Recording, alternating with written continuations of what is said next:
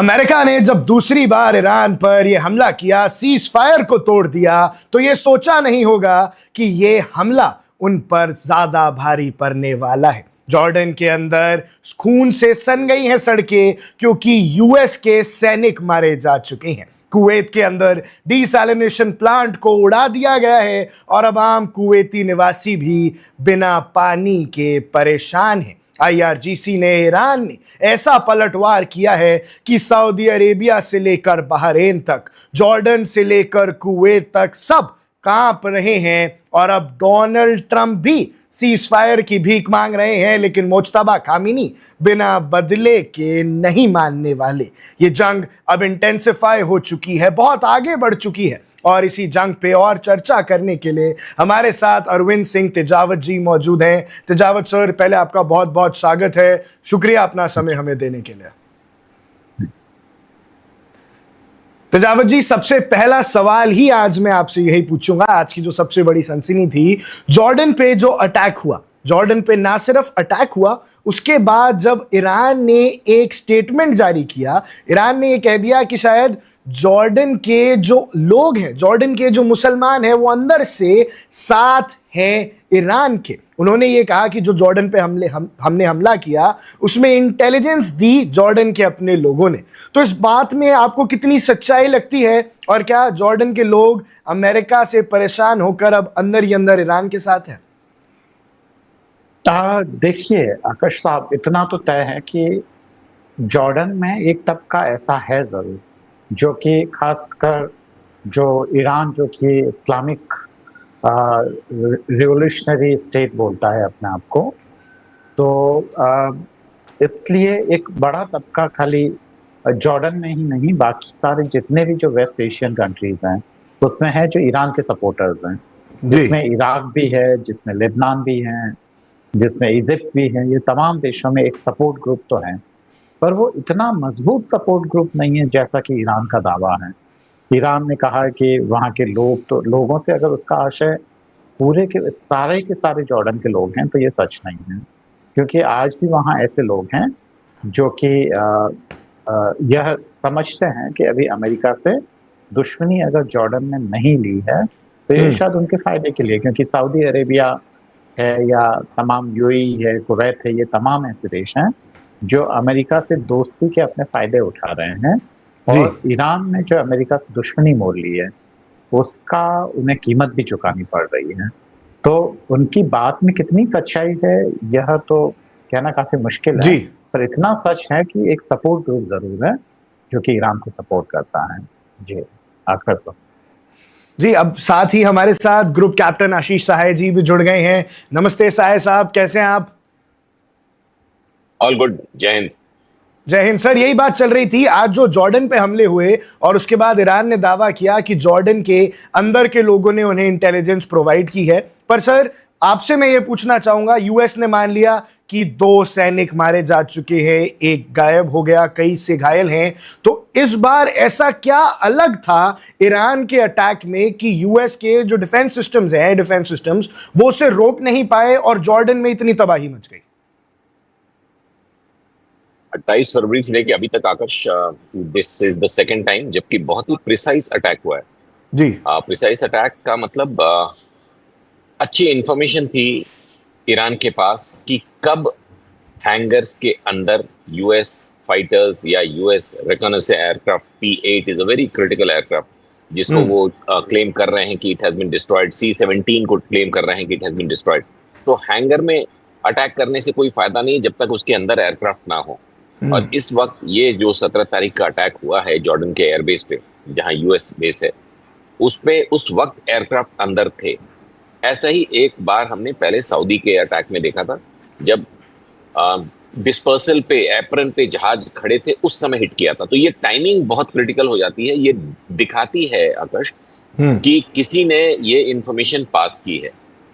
अब ये information satellite link के थ्रू भी गैदर की जाती है, तो चाइना और रशिया दोनों के पास ये करंट लाइव इंफॉर्मेशन होगी कि किस वक्त यूएस के जहाज एप्रन पे खड़े हैं, डिस्पर्स जो पार्किंग होती है जहाज की या हैंगर के अंदर है।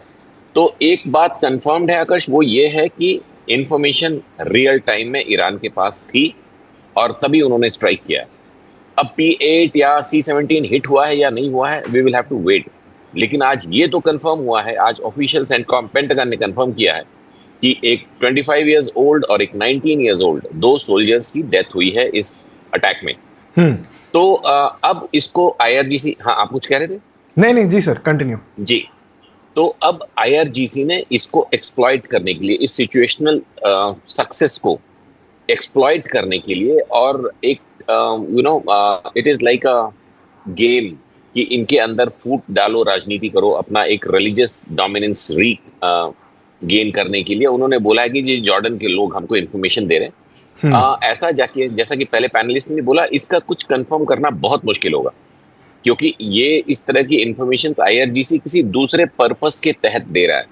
वो अभी भी डेस्परेट हैं। उन्होंने एक बार सऊदीया से ट्राई किया, एक बार ओमान से, लगातार उनकी बातें चल रही हैं कि हम वापस एकजुट हो जाते हैं, क्योंकि वो UAE और बहरीन से, ईरान नहीं, IRGC, ये आप इस बात को समझें, आपके दर्शक भी समझें कि ये सारा युद्ध अब IRGC और अमेरिका के बीच हो रहा है। ईरान की सिविल गवर्नमेंट पिछले सीज फायर के बाद से IRGC से खफा है, एंड वाइस वर्सा। IRGC भी उनकी बातें नहीं सुन रही है कि आपने MOU क्यों साइन किया, क्योंकि मुस्तफा खमैनी ने तो मना किया था कि हम हॉर्मुज पे बात नहीं करेंगे, न्यूक्लियर वेपन पे बात नहीं करेंगे, जो कि ब्लेटेंट लाइज है। IRGC का जो रोग फैक्शन है, जो ये युद्ध चलते देना चाहता है, क्योंकि युद्ध खत्म होते ही उनकी इंपॉर्टेंस, उनकी कमांड एंड कंट्रोल ईरान से काफी कम हो जाएगी इन एब्सेंस ऑफ खमैनीज। इसीलिए वो एक फेक न्यूज फैला रहे हैं कि मुस्तफा खमैनी जिंदा हैं और उन्होंने ये बोला वो बोला, लेकिन एक भी वीडियो बाइट और एक भी ऑडियो बाइट जिसपे हम बायोमेट्रिक टेस्ट कर सकते थे कि whether the junior Khamenei is alive, तो ये बात को काफी वक्त हो गया, और फिर वो सुपुर्दे खाक में आएंगे या उसके बाद आएंगे, बट ये सब एक अफवाह के तहत चल रहा है, रियलिटी किसी को नहीं पता है। तो ये जो हमला जॉर्डन में हुआ है, उसके पीछे जॉर्डन के लोगों की गुप्तचरी अगेंस्ट अमेरिका, ये कह पाना मुश्किल है, क्योंकि किंग अब्दुल्ला को जो लोग जानते हैं, ही is a man of character. अगर उन्होंने US बेस परमिट किया है अपने देश में, तो उसकी बैक स्टैबिंग करके ऑफिशियली या किसी स्टेल्थ चैनल से ईरान की IRGC रोग फैक्शन को कुछ ऐसा बता देंगे जिससे अमेरिकन को डैमेज हो जाए इतना सीरियस, ये अभी थोड़ा अनरियलिस्टिक लगता है आकाश जी, थोड़ा अनरियलिस्टिक लगता है। बट चलिए, ये फिर वही एक साइकोलॉजिकल वॉरफेयर है जो ईरान और IRGC शुरुआत से कर रहा है। एक सवाल और सर दोनों पैनलिस्ट से पूछूंगा, कुवैत में जो डीसैलिनेशन प्लांट हिट हुआ, क्योंकि अब बहुत स्ट्रैटेजिक तरीके से IRGC और ईरान इस जंग को आगे लड़ रहे हैं, अब मिडिल ईस्ट के लोग क्या दबाव बनाएंगे? क्योंकि अगर डीसैलिनेशन प्लांट हुआ है, कुवैत जैसे देश के अंदर 90% पानी डीसैलिनेशन प्लांट से ही आता है, वहां कोई नदियां तो है नहीं, तो ऐसे में जो मिडिल ईस्ट के लोग हैं, कुवैत की सरकार भी अल्टीमेटली आंसरेबल तो अपने लोगों को है। अब उनको अगर पानी नहीं मिलेगा तो वहां पे वो अपना स्टांस क्या US के खिलाफ कर सकते हैं, और क्या उसकी पहल हो चुकी है? मुझे बहुत सीरियस डाउट है कि IRGC MOU साइन करने के बाद, ईरान ने MOU साइन किया और उसके बाद IRGC के एक स्प्लिट फैक्शन ने डिसाइड किया कि जी हम तो MOU में जो सिग्नेचर्स हैं, जिसपे हमने माना है कि अगले 60 दिनों तक Hormuz will be open and free for international shipping, और उसके बाद रोग फैक्शंस फास्ट बोट से और ड्रोन से और स्मॉल प्रोजेक्टाइल से शिपिंग पे हमला कर रहे हैं, irrespective of the flags of the ship कि किस कंट्री का है। इसके पीछे, और ये जो अब अटैक्स हो रहे हैं कुवैत पे, बहरीन पे, UAE पे और नाउ जॉर्डन, उसके बाद पिछले 5 दिनों से हम देख रहे हैं इराक में इरबिल पे अटैक, सुलेमानिया पे अटैक। मुझे तो कई बार ऐसा लगता है आकाश कि कोई ना कोई IRGC का ही टॉप कमांडर मोसाद के इन्फ्लुएंस में है, क्योंकि मोसाद ये डायरेक्टली कोशिश कर रही थी कि रीजनल अलायंस और या religious alliance regrouping against Israel ना हो पाए गल्फ स्टेट्स की, और इसके लिए जरूरी था कि IRGC का ये फैक्शन अपने ही भाइयों पर, मतलब गल्फ में लगातार हमले करे। और अभी तक हम देख रहे थे before the ceasefire, they were continuing the attacks to military targets of US के मिलिट्री बेसिस पे हमला कर रहे थे। अब वो खुलेआम डीसैलिनेशन प्लांट जिसपे लोगों की जिंदगी, उस पे IRGC अटैक करेगी, तो ये बेवकूफी होगी सोचना कि कुवैत इसके लिए अमेरिका के खिलाफ जाएगा। कुवैत डायरेक्टली ईरान पे वापस एक्शन लेने की कोशिश करेगा, क्योंकि इन्होंने बोल के ये धमकी दे के अटैक किया कि हम डीसैलिनेशन प्लांट को मारेंगे, and eventually let me also tell you, इन्होंने 2 बार मारा पिछले 48 घंटों में, उन्होंने डीसैलिनेशन 2 बार मारा है। उसके साथ ही के साथ आज सवेरे भी इराक में इरबिल में जो हमला किया था उसमें एक अनएक्सप्लोडेड बॉम्ब पे एक US soldier while defusing the bomb, that is the third death, confirm death. इसके अलावा 2 जॉर्डन में अभी भी भर्ती हैं। तो ये अमेरिका के लिए भी बहुत चैलेंजिंग हो रहा है। बट यस, रिलीजियस लाइन पे वापस रीग्रुप करने में अब आईआरजीसी के इन अटैकिंग पोस्चर्स की वजह से ईरान को बहुत मुश्किल होगी, और यहाँ पे हमास सक्सेसफुल दिखाई दे रहा है। आकाश जी, तो जावद सर आपका भी टेक चाहूंगा इस पे, आप एज बतौर फॉरेन एक्सपर्ट कि बाकी मिडिल ईस्ट के देश, बाकी मिडिल ईस्ट की जनता वो किस तरफ रुख कर रहे हैं, क्योंकि इवेंचुअली अब उनके लिए खाने पीने जीने का सवाल हो गया। देखिए आकाश साहब, पहले तो ये हमें समझना होगा कि वेस्ट एशिया का जो सेटअप है, खासकर उसका पॉलिटिकल सेटअप है, उसमें जनता के बोलने का स्कोप नहीं है, क्योंकि वो राजाओं के मातहत काम करने के आदी हैं, तो उनकी कोई आवाज ही नहीं होती है। जी राजाओं के यहाँ क्या आवाज होगी। जी। दूसरी बात हमें ये समझने की जरूरत है कि दरअसल कुवैत है, यूएई है, जॉर्डन है, ये इतने कमजोर देश हैं कि ये न तो इराक के सामने टिक सकते हैं, और अगर वो रिटेलिएट भी करना चाहे तो उसका कोई मतलब नहीं है, क्योंकि पूरी तरीके से उनकी जो सिक्योरिटी वो यूएस पे डिपेंड करती है। तो अपने आप में ये सारे छोटे छोटे कंट्रीज इतने बड़ी ताकतवर देश नहीं है जैसे कि सऊदी अरेबिया है, या वो है कि वो वापस ईरान को जवाब दें। अगर ईरान को जवाब देने की अगर अकेली जिम्मेदारी किसी की बनती है तो वो है यूनाइटेड स्टेट की, क्योंकि इन देशों ने तो अपना सब कुछ यूनाइटेड स्टेट के चरणों में अर्पित कर रखा है कि अब तुम ही हो, तुम हमें बचाओ या तुम हमें मरने दो। तो ये है, और उसके बदले में वो जो ऑयल है, वो है जो हम पेट्रो डॉलर्स वगैरह हम सब जानते हैं, तो वो पूरी तरीके से वो यूनाइटेड स्टेट के हवाले हैं उनकी सिक्योरिटी। बात ये है कि इस लड़ाई को शुरू किसने किया था, या कि ईरान कर क्या रहा है। अगर आप एक सप्ताह भर पहले के स्टेटमेंट्स को देखें तो ये साफ जाहिर होता है कि ये हमला करने से पहले ईरान ने चेताया था। जब यूनाइटेड स्टेट ने ईरान पे बम्बार्डमेंट किया था, वहाँ लोग मारे गए थे, इंफ्रा पे कर रहा था, सारे के सारे पुल तोड़ दिए गए हैं, खरबों अरबों डॉलर का नुकसान हुआ है, जिसको वापस से कोप अप करने में कम से कम 2 डिकेड लग जाएंगे। तो कहा था कि अगर आप हमें ऐसे बर्बाद करोगे तो फिर आप सोचिए, जॉर्डन हो, कुवैत हो, या कोई भी सऊदी अरेबिया, कोई इंटरनेशनल एयरपोर्ट भी सेफ नहीं है, क्योंकि पहले हमने ये तय किया था कि हम केवल सैनिक ठिकानों पे हमले करेंगे, पर अगर आप ऐसा करोगे, आप अगर हमारे इंफ्रा पे हमला करोगे तो हम भी करेंगे। ये एकदम साफ कर दिया। दूसरी बात ये कि एमओयू के बाद में सबसे पहले एमओयू तोड़ा किसने था? इजराइल ने बम्बार्डमेंट करना शुरू किया लेबनान पे, वहां से शुरुआत हुई थी। तो जब अमेरिका ने, उसके बाद में अमेरिका ने टोल तक, जब अमेरिका लगातार एक के बाद एक उस एमओयू के क्लॉजेस का, तब फिर ईरान ने एक स्टेटमेंट जारी किया कि देखिए अब तो एमओयू का कोई मतलब नहीं रह गया है, उसका तार तार किया जा चुका है, तो अब हम भी नहीं मानेंगे, क्योंकि अमेरिका को ये उम्मीद थी कि एक तरीके से एमओयू करके ईरान पे ये दबाव बना ले और हॉर्मुज़ स्ट्रेट को एक तरीके से खुलवा लें। और एमओयू का नाटक यूनाइटेड स्टेट के लिए करना इसलिए जरूरी था कि G7 की मीटिंग थी। तो G7 की मीटिंग से पहले अगर प्रेसिडेंट ट्रंप कोई पर्टिकुलर करके नहीं जाते, जिसमें भारत भी शामिल था, भारत ने भी अच्छा खासा प्रेशर बिल्डअप कर रखा था, यूरोपियन यूनियन के काफी बड़े लीडरान के साथ मोदी साहब और जयशंकर साहब की 1-to-1 बातचीत हुई है, चाहे टेलीफोनिकली या डायरेक्ट। तो प्रेशर था यूनाइटेड स्टेट पे, प्रेसिडेंट ट्रंप पे, क्योंकि भारत को देखिए ना, भारत को कितना नुकसान हो रहा है, और लड़ाई कैसे शांत होगी। वॉरशिप्स सबसे पहले कौन लाया था? जिस दिन अमेरिकन वॉरशिप्स उस एरिया से हट जाएंगे, शांति स्थापित हो जाएगी। ऐसा थोड़ी है कि ईरान इतना बड़ा ताकतवर देश है कि वो अमेरिका को धमकियां दें। खुद ईरान चाहता है, क्योंकि उसकी घरेलू हालत भी ठीक नहीं है, अर्थव्यवस्था पे बहुत जबरदस्त तरीके से दबाव है, तो चाहता है कि जैसे गला छूटे ये यूनाइटेड स्टेट वहां से चला जाए, पर इस कीमत पे नहीं कि वहां सब कुछ खत्म कर देगा। जहां तक आईआरजीसी, जो ईरान के जो पॉलिटिकल सेटअप को वहां जानता है, वो अच्छे से जानता है कि आईआरजीसी एक पैरेलल ऑर्गेनाइजेशन है, और मतलब भारत की किसी संगठन से इसकी तुलना करना ठीक नहीं होगा, क्योंकि कंट्रोवर्शियल हो जाएगा।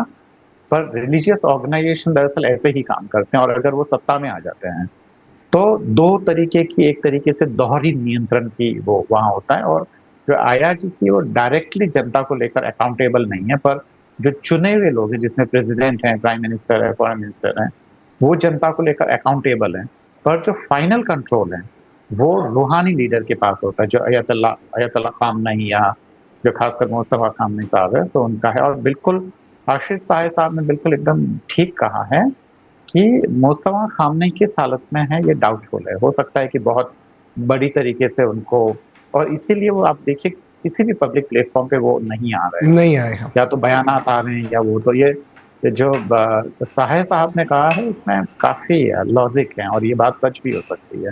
जी तो जी ये तमाम चीजें मुझे लगता है कि इन सब चीजों के परिप्रेक्ष्य में देखेंगे तो हम इस चीज को बेहतर समझेंगे। मैं अपनी बात इस चीज के साथ खत्म करना चाहता हूँ कि यूनाइटेड स्टेट तो बहुत ही उसके लिए शब्द नहीं मिल रहा है, भारत को बहुत नुकसान पहुंचा है। दोस्त दोस्त बोल के उसने 90s के डिकेड से ही हमारी एनर्जी सिक्योरिटी को बर्बाद करके रख रखा है ना। 20 साल तक हम केवल उसकी दोस्ती के पीछे पीछे भागते रहे और भारत का अगर जीडीपी डेवलपमेंट सब कुछ अगर रुका हुआ है तो ये यूनाइटेड स्टेट इसकी एक बहुत बड़ी वजह है, जहां हमारे काफी लोगों को एम्प्लॉयमेंट मिल सकता था, वहाँ के बहुत सारे डेवलपमेंट प्रोजेक्ट्स में हम भागीदारी कर सकते थे।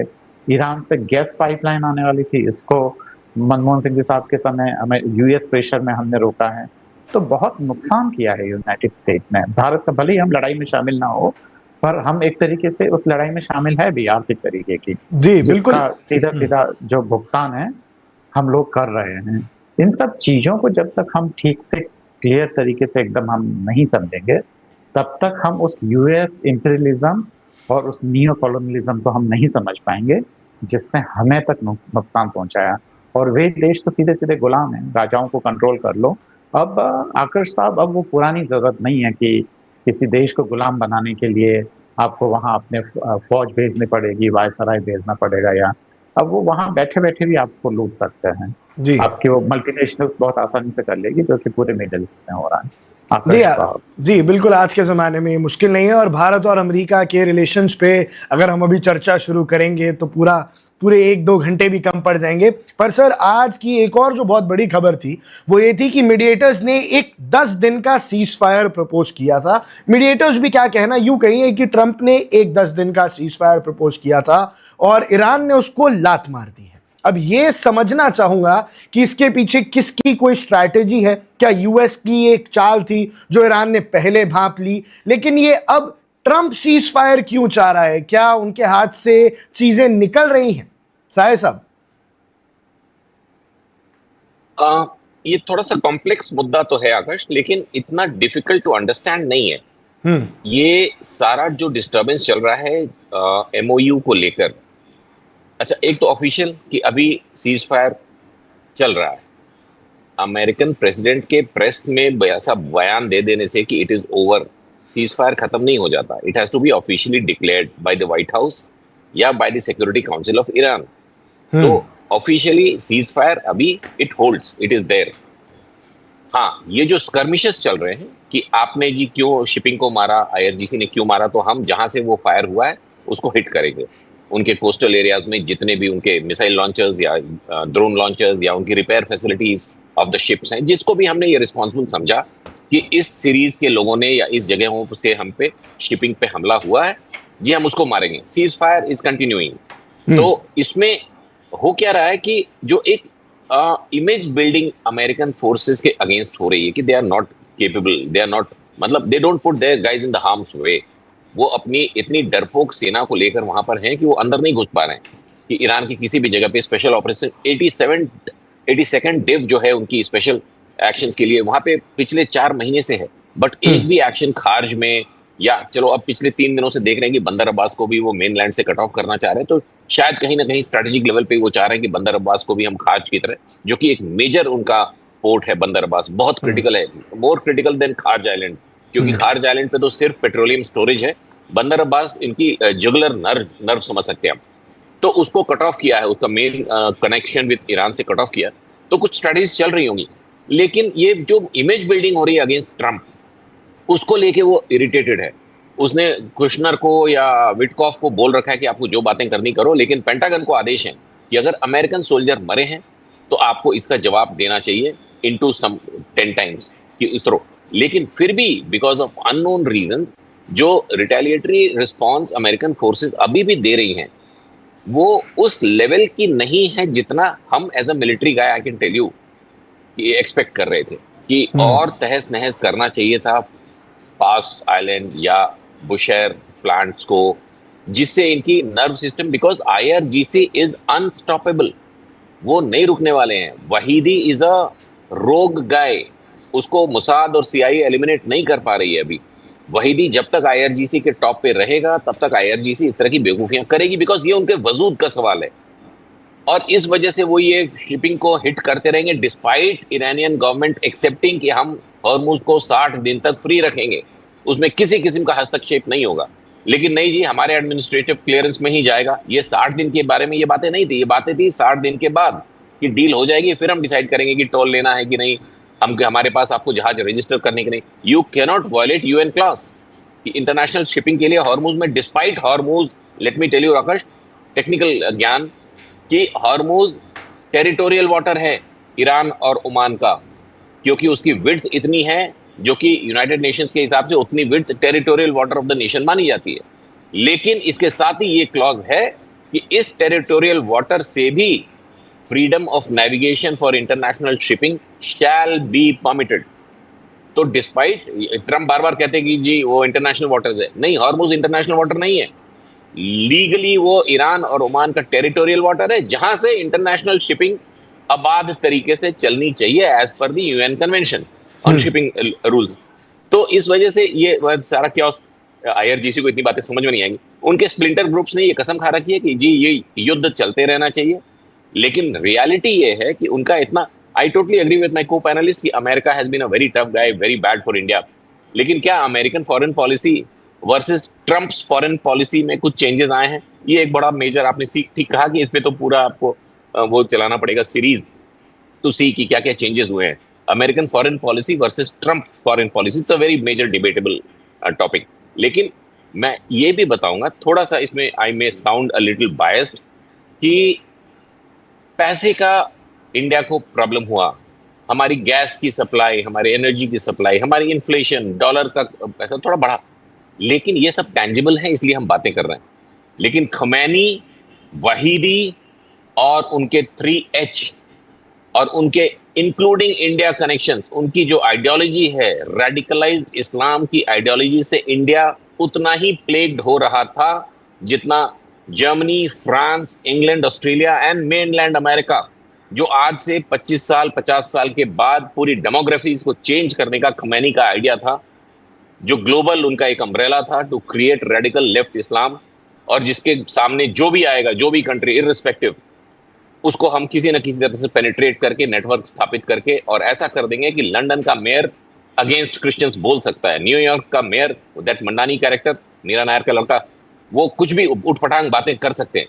तो इस आइडियोलॉजी को क्रश करने के लिए अमेरिका जैसे नेशन ने, जिसको I may not like America, all right, America में भी वर्किंग अगेंस्ट मी कि पाकिस्तान को सपोर्ट कर रहा है। क्यों कर रहा है? क्योंकि अमेरिका इंडिया से डरता है कि जितना मेजर इमर्जिंग पावर इंडिया है, उसको काउंटर बैलेंस करने का एक ही तरीका है, पाकिस्तान को प्रमोट करते रहो। चाइना CPEC क्यों बना रहा है? इंडिया को काउंटर करने के लिए। ये बात इंडियंस को समझनी चाहिए, जो कहते हैं कि जी देखो अमेरिका से लड़ाई हो गई, चाइना से लड़ाई हो गई। यस, अमेरिका, चाइना, पाकिस्तान को सपोर्ट करते because they are scared of Indian growth, Indian development in the past few years. तो ये बहुत मेजर जियोपॉलिटिकल डेवलपमेंट्स ग्लोबली हो रहे हैं। हम इसको कितना मैप कर पाएंगे, ये डिपेंड करता है कि हमारे पास कितनी बुद्धि और कितना वक्त है, और हम कितने नेशनलिस्टिक हैं। जी आकर्ष।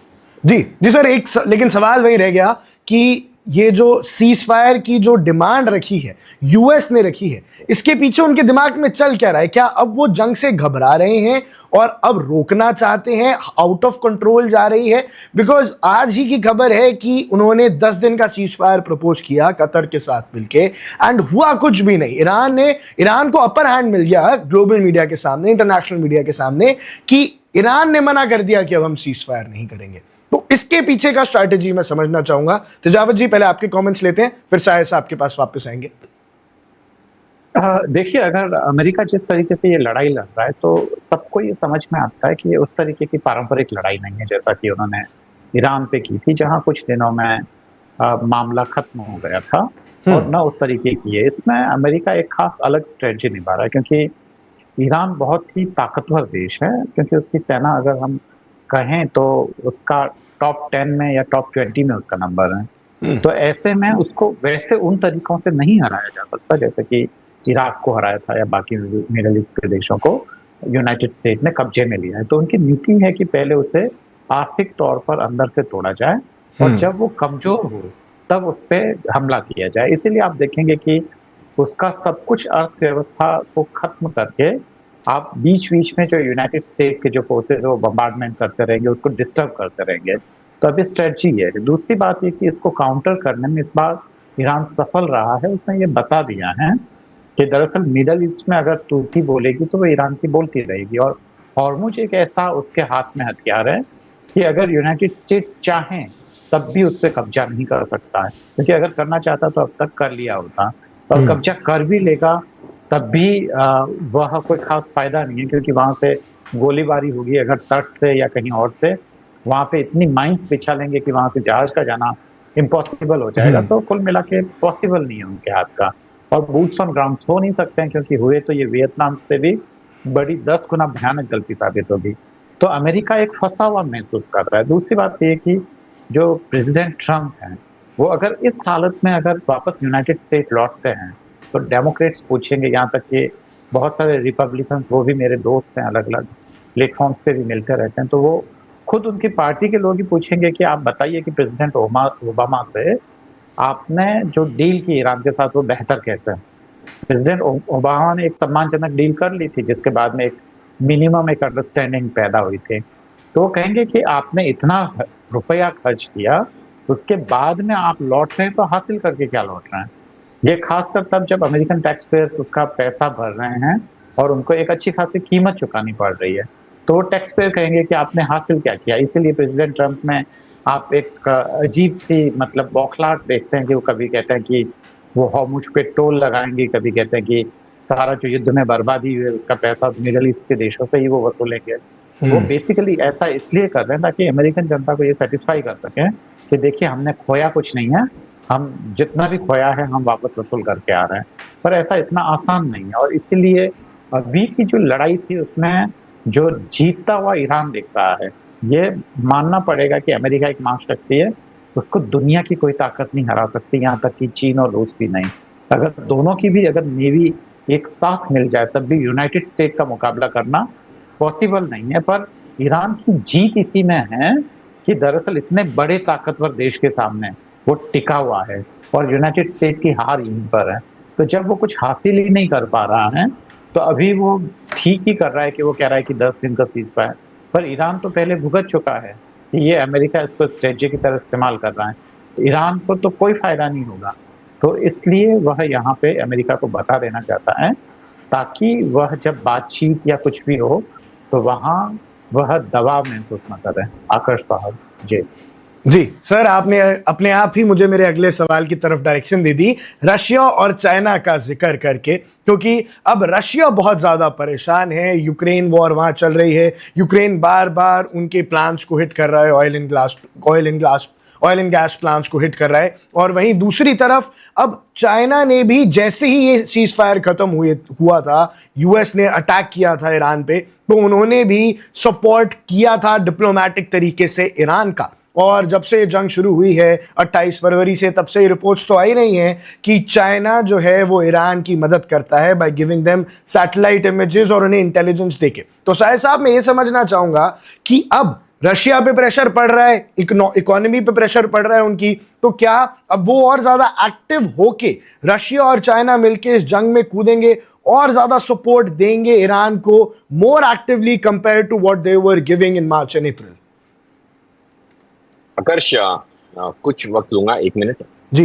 Main stream media unlike social media, जब वो किसी सब्जेक्ट को कवर करते हैं तो lot of faith and trust still is there सारे लोगों पे, तो उसमें ऑब्जेक्टिविटी होनी चाहिए और मैं उसी को मेंटेन करने की कोशिश करूंगा। क्योंकि आपने 3 बार एक सवाल पूछा तो मैं उस पर हल्का सा अब clarification, I was wanting to avoid it, कि अमेरिकन प्रेसिडेंट ने या अमेरिका एज अ स्टेट ने कोई सीज फायर एक्सटेंशन की बात नहीं की है। ये जॉर्डन और कतर का कॉल है। जॉर्डन और इराक पे जो पिछले 3 दिन पहले हमले हुए हैं उस पे जॉर्डन और कतर ने जॉइंटली अप्रोच किया है ईरान को for a ceasefire. Okay. एक तो there was no request from America और Pentagon for the ceasefire. Ceasefire holds good, जैसा कि मैंने शुरू में बोला।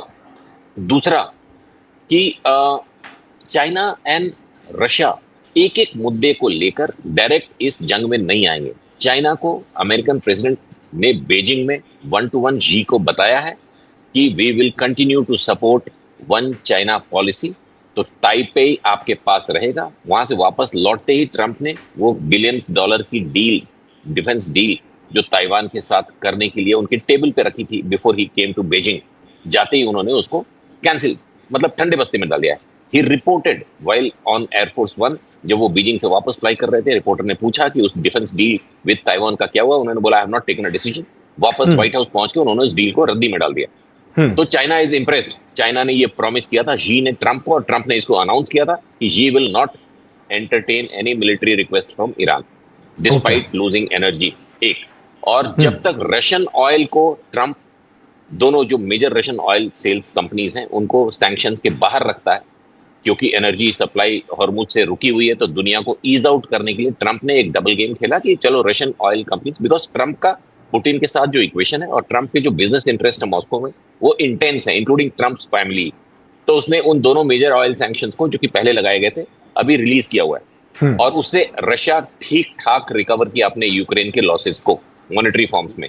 अनफॉर्चुनेटली पिछले 25-30 दिनों में यूक्रेन ने कुछ ईयू से और कुछ चाइना से लेके लॉन्ग रेंज ड्रोन से रशियन ऑयल रिफाइनरीज, जो कि 40 से 50 है रशिया के अंदर, उसमें से 25 के आसपास आकर चाइनीज ईरानियन ड्रोन्स ने तहस नहस कर दिए हैं। स्टेट यहां तक पहुंच गई है कि रशिया क्रूड तो बेच रहा है, बट रिफाइंड ऑयल जो कि उसको अपने मिलिट्री के लिए चाहिए to continue fighting in Ukraine, वो इंडिया से वापस जा रहा है। इंडिया क्रूड ले रहा है, रिफाइन कर रहा है इंडियन रिफाइनरीज में, और रशिया को वापस बेच रहा है। सिमिलरली यूएसए के थ्रू हम वेनेजुएला के जो ऑयल ले रहे हैं पिछले कुछ एक महीने से, उसका कुछ पोर्शन रशिया को हम रिफाइन करके दे रहे हैं। तो रशिया का जो ऑयल और इकोनॉमिक रिकवरी है बिकॉज ऑफ द वॉर, इसलिए वो डायरेक्टली यूएस को इस वॉर में ईरान को हेल्प नहीं करेंगे।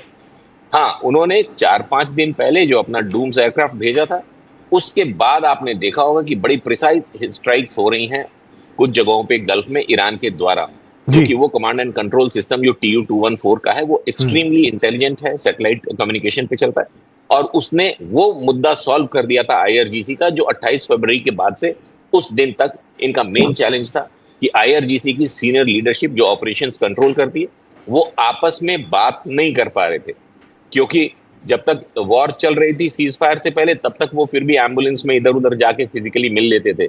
जब वॉर रुक गई तो एम्बुलेंस का मूवमेंट कम हो गया था तेहरान और उसके सराउंडिंग एरियाज में। तो IRGC की वॉर इन्वॉल्विंग जो सीनियर लीडरशिप बची थी वाहिदी के अंडर में, ना ये फोन कॉल्स, ना जूम कॉल्स, ना सैटेलाइट कम्युनिकेशन, बिकॉज इनको अपने लोकेशन आइडेंटिफिकेशन का खतरा था कि ये मार दिए जाएंगे। इस प्रॉब्लम को TU-214 ने कुछ घंटे तेहरान में रहते समय इनको एक्सेस दिया है कि आपको जो रीग्रुपिंग करनी है कर लो, और उसके बाद से जो अटैक्स हो रहे हैं गल्फ कंट्रीज में, उनका पूरा पैटर्न चेंज हो गया। आकर्ष, मैं और बोल सकता हूँ? जी जी प्लीज कंटिन्यू। जी, उसके बाद वो एयरक्राफ्ट वहां से बीजिंग गया।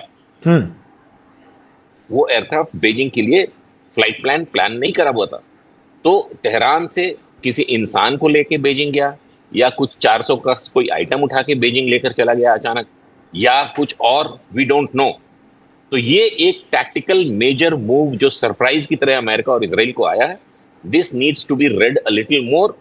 उसके अलावा ईरान की मिलिट्री डिग्रेडेशन, जो मिलिट्री ऑब्जेक्टिव्स थे अमेरिका के, despite, I will again say, अपने को पैनलिस्ट्स के साथ हूं मैं कि अमेरिका इंडिया के लिए अच्छा नहीं कर रहा है, ट्रंप इंडिया के लिए अच्छा और भी नहीं कर रहा है, क्योंकि उसे खतरा है। वो कहता है लोगों को कि इंडिया से बिजनेस उठा के अमेरिका मिलाओ, तब हम तुम्हें छोड़ेंगे, नहीं तो हम तुम्हारे साथ बिजनेस नहीं करेंगे। नाम लिया इंडिया और चाइना का उसने रिपीटेडली। तो he is a major harm to India. But इस एक तरफ कुआं और खाई वाली बात है कि हमारे बिजनेस इंटरेस्ट को अमेरिका क्या ही डैमेज कर पाएगा आज की स्थिति में। They are surviving on our brains. लेकिन इसके दूसरे साइड, फ्लिप साइड में आकर, उन्होंने जो कुछ भी किया हुआ है ईरान में जाके to crush the philosophy, the ideology of Khamenei, to globalize इंतफादा, जिससे हर मेजर नेशन को जहां ये कैंसर फैल रहा है अलर्ट हो जाना चाहिए था, अमेरिकन प्रेसिडेंट्स इंक्लूडेड। वो जानते थे 20-25 सालों से ये हो रहा है, लेकिन सिर्फ पेपर टाइगर्स थे, CIA कॉम्प्रोमाइज थी, अमेरिकन मीडिया हेविली कॉम्प्रोमाइज्ड है towards left, except people as idiotic as George Soroski, जो कि दोनों तरफ का गेम खेलते हैं। बट अदरवाइज इस आइडियोलॉजी पे हिट करना was a good call I would say. बहाने में इन्होंने रखा कि ईरान को न्यूक्लियर पावर नहीं बनने देंगे। ईरान कभी भी न्यूक्लियर पावर नहीं बन रहा था। 60% एनरिचमेंट के बाद भी they did not have the know how. इसीलिए ये जो नया डील हो रहा है, इसमें एक इंटेलिजेंटली एक वर्ड इंसर्ट किया गया आकर्ष, प्रोक्योरमेंट। पिछला जो जेसीपीओए था उसमें था कि ईरान को जी एनरिचमेंट नहीं करनी है, न्यूक्लियर वेपन्स नहीं बनाने हैं। अब उनको ये अकल आई कि अगर ये न्यूक्लियर वेपन नहीं भी बनाएंगे तो इनका जो ग्लोबल अम्ब्रेला है रेडिकल लेफ्ट का, उसमें अगर ईरान की इजराइल से या ईरान की किसी तीसरे देश से युद्ध होगी तो जी वो मिसाइल रेडी रखेंगे। मिसाइल का जो वॉरहेड है 25 किलो का, 50 किलो का, 100 किलो का एक छोटा न्यूक्लियर बॉम्ब पाकिस्तान से लैंडलाइन कनेक्टेड है उनके, लैंड टू लैंड, वहां से लाके उस पर फिक्स कर देंगे। तो ये प्रोक्योरमेंट ऑफ न्यूक्लियर वेपन को इस नए डील में डाला जा रहा है कि आप ना बनाएंगे, ना एनरिच करेंगे, ना किसी और से लेंगे। ये मेजर है। इसी वजह से ईरान एक्सेप्ट नहीं कर रहा था अपनी मिसाइल प्रोग्राम को रोकने के लिए। अरे मिसाइल लेके क्या करोगे अगर उसके ऊपर रखने वाला बॉम्ब जो वॉरहेड बोलते हैं वही नहीं होगा तुम्हारे पास? तो क्या करोगे? अमेरिका में जाके एक 100 किलो का बॉम्ब फोड़ दोगे कहीं पे? नहीं, वो न्यूक्लियर केपेबल मिसाइल्स को बनाना चाहते थे और ये न्यूक्लियर बॉम्ब उनसे नहीं बनता, क्योंकि खमैनी साहब, eventually let me also praise him for this, उन्होंने बोला था ये हमारे इस्लाम में हराम है तो हम न्यूक्लियर बॉम्ब कभी नहीं बनाएंगे। लेकिन उसके अंदर में जो IRGC एंड वहीदी एंड ऑल लोग थे, ये कहीं ना कहीं एनरिचमेंट कर रहे थे फॉर अ फ्यूचर, कि अगर इजराइल से कुछ होगा तो हम चुपचाप कुछ कर लेंगे, जो कि खमैनी साहब को शायद नहीं पता था। इसीलिए he was very serious about it कि ईरान कभी भी न्यूक्लियर वेपन नहीं बनाएगा, और इसीलिए उन्होंने 2015-16 में वो डील कर ली थी, जिस डील को करने में 2 साल लगे थे आकर्ष। इस बार हम सोच रहे हैं कि 2 महीने में, मतलब 60 डेज में कोई डील कर लेंगे। वो होने नहीं वाला है, ये एक्सटेंड होता रहेगा। अगर IRGC को हम शांत करा पाए अपनी इन बेवकूफियों के प्रति जो वो कर रहे हैं, या तो मुसाद ने कॉम्प्रोमाइज कर रखा है उनको कि इनसे ओमान पे, इनसे कुवैत पे, इनसे सऊदीया पे, इराक पे और जॉर्डन पे हमले कराते रहो, ताकि ये सारी कंट्रीज इस्लाम इस्लाम ना खेलें, शिया सुन्नी बरकरार रहे अगेंस्ट अमेरिका। आई मीन ये चीजें थोड़ी सी सेंसिटिव और बहुत लॉन्ग ड्रॉन है। We can talk about it some other time. जी आकाश।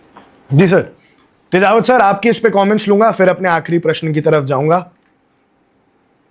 बिल्कुल, जो आशीष साहब ने जो कहा है वो एक विश्लेषण के तौर पर वाकई काबिले तारीफ है, पर उसमें कुछ चीजें जो हैं ये सच है कि खासकर जो ईरानियन एक्सट्रीमिस्ट हैं वो भारत के लिए खतरा है। अगर आप UN में ईरान का स्टैंड देखें तो वो हमेशा एंटी इंडिया रहा है जी। और इसीलिए भारत का जो सपोर्ट नहीं मिल पाया, तो इसका है कि ईरान को भारत की तरफ से कभी सपोर्ट नहीं मिला, क्योंकि भारत इस चीज को समझता है, हमारे डिप्लोमेट भी समझते हैं। पर अगर हम खतरे की बात करें कि हमारे लिए बड़ा खतरा क्या है, क्या अमेरिकन नियो इंपीरियलिज्म और नियो कॉलोनियलिज्म ज्यादा बड़ा खतरा है, या जो ईरानियन एक्सट्रीमिज्म जो कि ISI के जरिए से लेकर ये तमाम जितने भी हैं, तो उनमें से कोई कम नहीं है। दोनों ही हमारे लिए खतरा है और उन सब चीजों से हमें बचाव करना है। पर इसके साथ साथ आप देखिए कि अगर हम डेवलपमेंट और ग्रोथ की बात करें तो चाबहार प्रोजेक्ट भी हमने US प्रेशर में डाला। अब तो हम बात ही नहीं करते हैं, ना बजट में कोई एलोकेशन होता है इसके लिए। और अगर चाइना को हम काउंटर करना चाहते हैं तो हमें मिडल ईस्ट में ऐसे तमाम देशों की जरूरत पड़ेगी जो है। अगर मान लो इसके बाद में इस पूरे मिडल ईस्ट में कोई डेवलपमेंट प्रोग्राम्स चलते हैं और वो सारे के सारे अगर ठेके अगर चाइनीज कंपनियों को मिल जाए, तो मुझे लगता है कि भारत के लिए कोई बहुत अच्छी खबर नहीं होगी। चाबहार के जरिए हम सेंट्रल एशिया को हम कवर करने वाले थे। इतनी भयानक अनरेस्ट है इंडियन पॉपुलेशन में, जनता में असंतोष है। अगर हमारे लोगों को रोजगार नहीं मिलेगा और अगर हम दुनिया भर में फैलकर अगर हम नहीं कमा पाएंगे, तो भारत के अंदर एक बहुत ही अनरेस्ट वाली सिचुएशन होगी, जो हम देख भी रहे हैं। खाली भारत में ही नहीं, पूरे साउदर्न एशिया है। आप श्रीलंका देखिए, नेपाल देखिए, पाकिस्तान देखिए, हर जगह एक के बाद एक आंदोलन हो रहे हैं। भारत में भी हुए हैं, किसान आंदोलन से लेकर अभी भी तमाम चीजें। तो भारत के लिए डेवलपमेंट ही एक रास्ता हो सकता है इतनी बड़ी आबादी को एक तरीके से करने के लिए, और ये सब रास्ते जो हैं वो वहीं से जाते हैं। तो अगर हम करेंगे और अगर ये पूरा का पूरा, यहाँ तक कि जिन देशों ने हमें G20 में ये बोला था कि हम आपके लिए IMEC प्रोजेक्ट में हम आपकी मदद करेंगे, जो खासकर चीन का BRI प्रोजेक्ट है उसके बरक्स होगा, तो हमें समझना चाहिए कि होर्मुज को उन्होंने पूरी तरीके से एक तरीके से बंद ही करवा दिया है। उसके बाद में पूरा ही वो एरिया उन्होंने डिस्टर्ब कर रखा है। कहाँ से हम IMEC प्रोजेक्ट चलाएंगे? केवल कागजों में ही बन के रह जाएगा। तो हमें चीज़ों को समझना होगा कि ज़्यादा जो इमीडिएट खतरा है वो कौन सा है और किन खतरों से हम निपट सकते हैं और किन से नहीं निपट सकते हैं। तो चीन और ऐसे देशों के लिए अगर हम रास्ता बना लें या कि हम अमेरिका की दोस्ती की एक बड़ी कीमत दे दें, तो मुझे लगता है कि लॉन्ग टर्म में ये ठीक नहीं होगा। पर हाँ, ये सच है कि एक जो हमारे खासकर हमारे जो डिप्लोमेट्स हैं उनमें भी एक धड़ा है जो सहाय साहब की तरह सोचता है, और बहुत कम संख्या में लोग हैं जो मुझे लगता है कि दूसरी तरह से सोचते हैं। जी आकर्ष साहब। जी तो ये हम थोड़ा बात करें भारत के रिश्ते पे पहुंचे, क्योंकि हम सब इवेंचुअली तो हमारे देश की इकोनॉमी के लिए चिंतित हैं, हमारे देश के भविष्य के लिए चिंतित हैं। लेकिन सर, आप दोनों से आखिरी सवाल, अब ये जंग कहाँ जा रही है? ईरान कितने दिन और इस जंग को लड़ सकता है? कितने और प्रिसिजन टारगेट्स वो हिट कर सकता है? बतौर डिफेंस एक्सपर्ट, कितनी मिसाइल्स उनके पास बची होंगी? और अब यहाँ से ईरान के लिए इस जंग का रास्ता कैसे दिख रहा है? आगे वो किस प्रकार से मूव करेंगे? साहिब साहब, आपसे शुरू करूंगा। जी आकर्ष, मैं फिर से 10 सेकंड और लूंगा अरविंद के लिए। अप्रिसिएशन, इतना डेप्थ में in depth analysis like normal Indian channels पे आप जनरली नहीं पाते हैं कि हम IMEC के बारे में या BRI के बारे में बात करें। उसमें हल्का सा सप्लीमेंट करना चाहूंगा मैं। ये दोनों ही प्रोजेक्ट्स जो इंडिया यूरोप कॉरिडोर हम बनाना चाह रहे थे, वो that was basically to neutralize Gwadar and this nonsense of Hormuz. तो हम डायरेक्टली इंडिया से गल्फ के थ्रू इजराइल होते हुए या 2 ऑल्टरनेट रास्तों से यूरोप पहुंचने के लिए कॉरिडोर बनाना चाहते थे, जो कि चल रही है बात। थोड़ा टाइम लगेगा, 5 से 7 साल लग सकते हैं।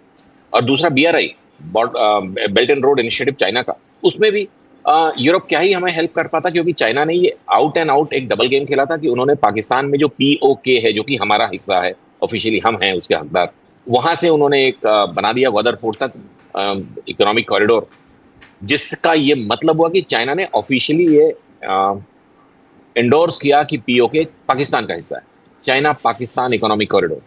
तो ये दिस वाज नॉट फेयर, और Indian government at that time should have objected कि आप एक यूनाइटेड नेशंस के हिसाब से भी POK डिस्प्यूटेड लैंड है। डिस्प्यूटेड लैंड में कोई थर्ड पार्टी आके one of the warring parties के साथ कोई इस तरह का प्रोजेक्ट नहीं कर सकती है।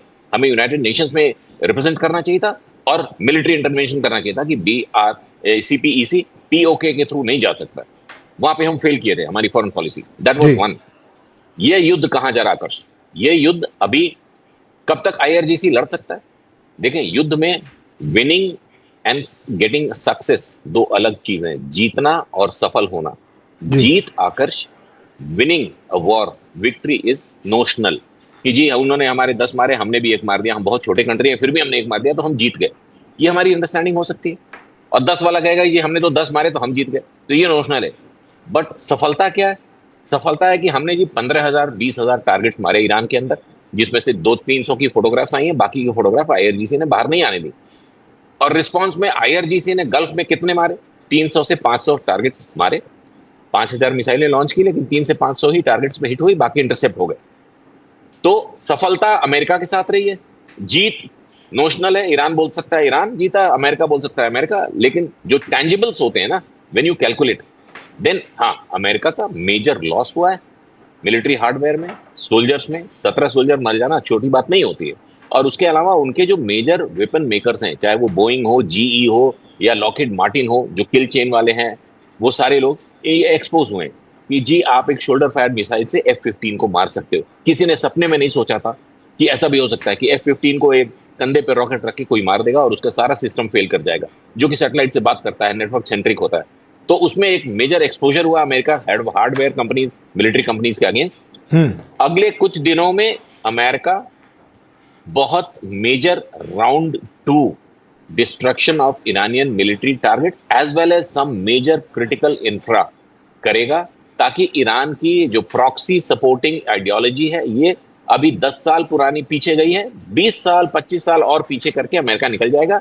अमेरिका इस तरह के हमले बार बार नहीं करता है, ट्रंप बार बार वापस नहीं आएगा, इसलिए पेंटागन भी उसको यूज कर रहा है, इजराइल उसको यूज कर रहा है कि इनको जितना डिग्रेड कर सकते हैं मिलिट्री को ईरान की, तो अब वो ईरानी मिलिट्री के साथ उनके इंफ्रा को भी डिग्रेड करेगा इन द फेज 2। उसके बाद वहां से ये ऑफ रैंप होंगे, विड्रॉ करेंगे पार्शियली। जी आकर जी, ये बहुत अच्छा एनालिसिस बताया आपने कि ट्रंप को यूज करके ईरान को और 20 साल पीछे धकेलना चाहते हैं पेंटागन भी और नेतन्याहू भी, यानी इजराइल भी। तेजावत सर, आपके लास्ट कमेंट्स लेंगे, फिर हम शो की समाप्ति करेंगे। वाकई बिल्कुल ये सच है, क्योंकि उनका जो पर्पस है वो तो यही है कि खासकर ईरानियन नेवी को इतना कमजोर कर दिया जाए कि वो सर न उठा पाए और आर्थिक रूप से इतना कमजोर कर दिया जाए कि जो ईरानियन प्रॉक्सीज हैं वो उनको मदद न कर सकें। तो ये अमेरिका का ये साफ है, पर ये है कि ये जो सब कुछ था ये अगर हासिल किया गया है तो इजराइल के लिए किया गया है, क्योंकि ये उसका पर्पस था। तो अमेरिका को जबरदस्ती इस पूरी लड़ाई में कितना कूदना चाहिए था, या कि उसके लिए कितना बेनिफिशियल है, और उसमें जो खासकर इजराइल की जो लॉबी है वो कितना सफल रही है, ये अपने आप में सोचने वाली बात है। पर यह सुन के बहुत अच्छा लगा, खासकर साहे साहब, क्योंकि मैं जितने भी नेशनल टेलीविजन वगैरह पे पिछले मुझे अंदाज है कि 3 महीने से जो मैं कहता रहा हूँ कि खासकर यहाँ पे इंडियन फॉरेन पॉलिसी फेल हुई है, खासकर जो सीपेक जो प्रोजेक्ट है चाइना और पाकिस्तान का जो जॉइंट प्रोजेक्ट है, तो उसमें भारत को जिस तरीके से प्रतिक्रिया देनी चाहिए थी वो नहीं दी। पर बहुत सारे डिफेंस एक्सपर्ट पता नहीं किस दबाव की वजह से वो इतना इंडियन फॉरेन पॉलिसी को क्रिटिसाइज नहीं करते हैं।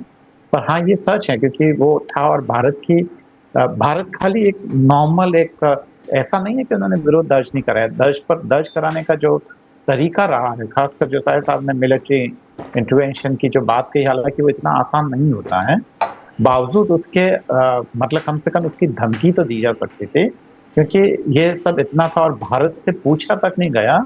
और हमारे लोग अगर शांत बैठे तो मुझे लगता है कि इसके बारे में जरूर सोचना चाहिए था। जी आकर साहब। जी बहुत बहुत धन्यवाद सर। अब इसी मुद्दे पर हम एक चर्चा फिर से रखेंगे, आप दोनों को भी हम इनवाइट ज़रूर करेंगे, बहुत जल्द इस चर्चा पे हम शामिल होंगे, क्योंकि बहुत इंपॉर्टेंट बात है पीओके में। अगर आप ऐसे आज बहुत अच्छे तरीके से साहे साहब ने समझाया कि पाकिस्तान और चाइना की जो पार्टनरशिप है वो पीओके में नहीं हो सकती है, और इस बात का हम विरोध करेंगे। पर अभी नज़रें ईरान और यूएस के इस युद्ध पे हैं। इस हफ्ते क्या होता है, कितनी बड़ी बॉम्बार्टमेंट, 9 दिन हो गए लगातार यूएस को बॉम्बार्टमेंट करते हुए, वो कितने दिन और करते हैं, ईरान कितने दिन और उनके हमले झेल पाता है, आईआरजीसी कितने और खतरनाक जवाबी हमले करता है, ये सब हमें देखना होगा। Subscribe to One India and never miss an update. Download the One India app now.